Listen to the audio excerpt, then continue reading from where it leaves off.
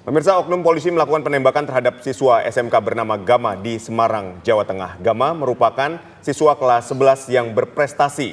Awalnya disebutkan ada tawuran sebelum penembakan terjadi, namun rekaman CCTV menunjukkan sebaliknya. Tidak ada tawuran saat peristiwa penembakan.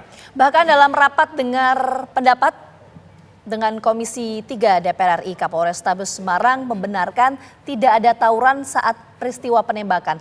Lantas bagaimana kasus ini bisa diselesaikan dengan menegakkan keadilan? Untuk membahasnya telah bergabung bersama kami penasihat ahli Kapolri Irjen Pol Purnawirawan Arianto Sutadi, sudah bergabung bersama kami di studio. Kemudian ada anggota Kompolnas Khairul Anam dan juga sudah bergabung melalui sambungan online anggota Komisi 3 DPR RI M. Nasir Jamil. Selamat petang Bapak-Bapak, kita menuju ke Mas Anam dulu. Mas Anam, kalau kita lihat diskursus di publik ini kan yang dipertanyakan adalah sebetulnya ada tawuran atau tidak? Kalau temuan dari Kompolnas sendiri gimana? Nah, pertanyaannya jangan langsung ke situ. Pertanyaannya apakah peristiwa tersebut betul ada penembakan ataukah tidak?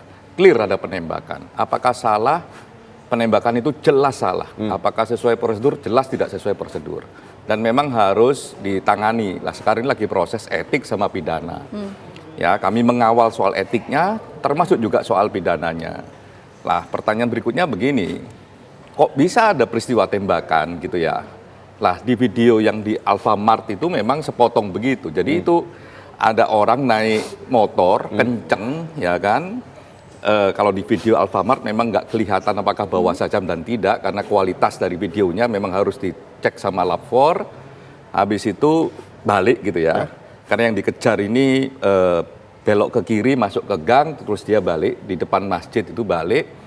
Nah, karena awalnya itu dia ketemu sama anggota, ya anggotanya minggir noleh ke belakang, lihat ini balik, dia putar balik juga, langsung ditembak. Lah proses penembakan itu clear lah, itu nggak ada perdebatan, itu salah, itu harus dihukum, itu pidana. Baik. Lah, terus dicek siapa anak-anak ini, ya lah ngecek siapa anak-anak ini ditarik panjang sekali, apa namanya rentang waktunya, CCTV, video dan sebagainya, memang ada persoalan kenakalan remaja. Tapi kan itu bukan alasan, ya.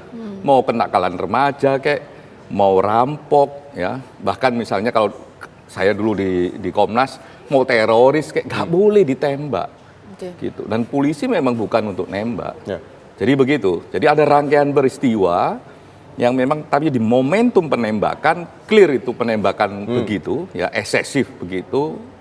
Penggunaan senpinya, tapi ketika ditarik memang ada kenakalan remaja tersebut. Tapi itu bukan berarti itu terus ada alasan untuk nembak orang, enggak. Kalau memang itu bukan alasannya, lantas penembakan ini terjadi karena apa kalau temuan Kompolnas?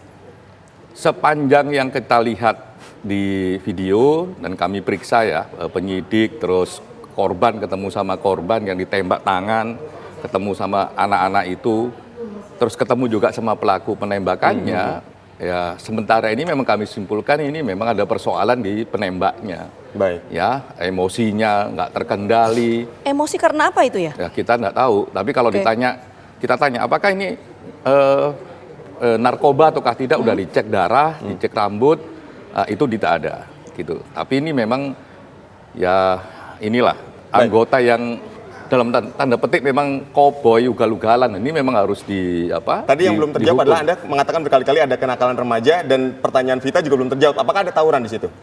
Ada kenakalan remaja gitu ya. Makanya salah satu yang menjadi concernnya Kompolnas adalah strategi bagaimana polisi berhadapan dengan problem kenakalan remaja. Lah kami tidak mau itu ada kekerasan karena ini remaja, masa depan kita dan sebagainya.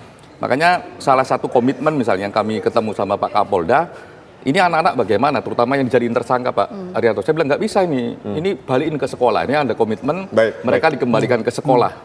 Gitu. Dan itu menurut saya baik. Ke Bang Nasir sekarang. Bang Nasir, temuan dari Komisi 3 setelah adanya RDP dengan Kapolrestabes Semarang ini seperti apa?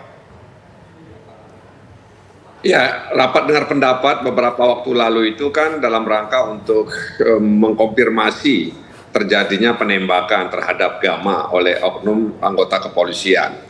Dan memang akhirnya ada pengakuan bahwa tidak ada tawuran.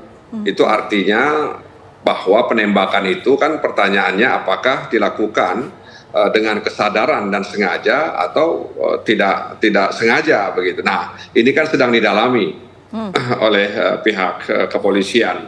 Tapi memang boleh jadi kalau kita merunut ke belakang itu ada sejumlah Kapolda juga yang berkomentar ya, tapi bukan yang maksud saya ada beberapa Kapolda ya di Sulawesi Selatan, di Maluku Utara, di Sulawesi Utara, ya bahkan juga ada warga yang setuju misalnya kalau dilakukan tembak di tempat bagi pelaku tawuran. Jadi mungkin ini berimbas ya kepada anggota-anggota di lapangan sehingga mereka melakukan itu, dan itu memang tidak dibenarkan, apapun alasannya tidak bisa dibenarkan. Nah, Komisi 3 hari ini memang sedang mendalami. Tadi saya mendengar bahwa pihak keluarga kecewa, tapi sekali lagi ingin sampaikan bahwa ini bukan akhir ya. Jadi RDP itu bukan akhir, bukan setelah kita selesai RDP lalu selesai. Tidak, kita tetap menindaklanjuti, mendalami. Kebetulan saja memang ini sudah memasuki masa reses. Jadi tidak tertutup kemungkinan juga nanti di masa reses ya kita juga akan melakukan kunjungan ke Semarang misalnya untuk menindaklanjuti rapat dengar pendapat beberapa waktu lalu, sembari juga akan mengundang orang tua korban. Oke, nanti kita akan dalami lagi ke Bang Nasir. Tadi ada pertanyaan dari Mas Anam yang belum terjawab di Bang Nasir ya. Tapi kita menuju ke Pak Arianto dulu. Pak Arianto, sebetulnya kalau kita melihat SOP atau prosedur oknum polisi melepaskan tembakan itu yang diperbolehkan dalam kondisi yang seperti apa? Ya, gini, polisi menggunakan senjata itu ada aturannya, dan aturannya itu ada di dalam Perkap. Perkap itu mengenai bagaimana penerapan tindakan kepolisian, ya, menurut peraturan-peraturan yang memenuhi standar HAM. Saya yang bikin Perkap itu tahun nomor 8 tahun 2009. Kira-kira begini bunyinya ya. Senjata api yang dipegang oleh polisi itu hanya digunakan untuk membela diri, menyelamatkan seorang dari ancaman dibunuh. Jadi baik untuk polisinya sendiri ataupun untuk orang lain. Misalkan orang udah mau dibacok sama orang gila gitu, itu polisi boleh tak bunuh orang itu boleh. Supaya dia tidak sampai membunuh ini kan gitu kan. Tapi harusnya senjata itu hanya untuk melumpuhkan. Nah, makanya itu ya, yang di dalam itu, di dalam penggunaan senjata, secara umum polisi itu, aturan umumnya kalau menggunakan tindakan, itu mulai harus dari yang lemah dulu, persuasif, agak keras, bentakan, kemudian pakai alat tapi tidak mematikan, terakhir baru boleh pakai senjata api yang mematikan itu. Ya? Gitu. Itulah, makanya kemarin dalam kasus ini, saya ketika saya telepon kepada Kabitumas. Saya ingin jawab ya, apa yang terjadi ya. Baik. Yang terjadi begini Pak, saya juga agak lega waktu karena Pak, ini ada informasi tawuran, ya. Informasi tawuran, tapi kemudian tawuran itu selesai, terjadi kejar-kejaran. Kejar-kejaran, pas kejar-kejaran itu, gitu, melintas anggota narkoba itu, Ibda itu, pulang dinas malam-malam kan. Jadi saya udah tanya juga Kapoltabes, dia tidak sedang berdinas. Yang dikejar itu masuk gang. Nah, yang ngejar 3 orang ini masuk gang juga, tapi karena ini masuk gang nggak bisa ngejar lagi ya, dia balik. Nah, ketika balik inilah papasan dengan itu tadi yang pakai narkoba itu, karena dia ngacung-ngacung ini katanya Kabitumas ini ya katanya dia disangkanya begal, sehingga dia tembak dor 3 orang itu. Itu ceritanya gitu. Tadi kalau Pak Herwana mengatakan orang ini emosinya Pak, itu yang terjadi kayak gitu Pak. Dan saya percaya itu adalah gitu. Makanya saya bilang deh, ini apapun yang terjadi, nggak ada Anda itu jangan nutup-nutup ya. Anda ini jelas salah. Tapi kenapa Anda ketika ekspos kok yang diutarakan cuman yang parang-parang itu? Yuk mestinya yang diekspos yang nembak itu dong. Gini gitu. Nah dia beralasan begini. Enggak Pak, soalnya yang nembak-nembak itu ditangani oleh Irpolda, Propam. Kami hanya nangani yang itu itu Anda salah tuh nanti. Kamu pasti nanti dituduh menutup-nutupi kesalahan anggota dengan memframing bahwa ini suatu kejahatan. Itu rugi polisi saya bilang. Sekarang juga ya, yuk minta maaf pada masyarakat. Apapun yang terjadi minta maaf. Dan kita akan proses itu anggota yang salah tembak dan secara transparan. Mestinya kemarin tuh yang press release itu kalau Anda juga disertai dengan propam, jadi seimbang kan gitu. Ini jadi kesimpulan saya Pak. Ini hanya kekurangan pelihaian polisi itu memframing, memberikan berita apa yang ada dan untuk menangkis tudingan-tudingan yang polisi buruk.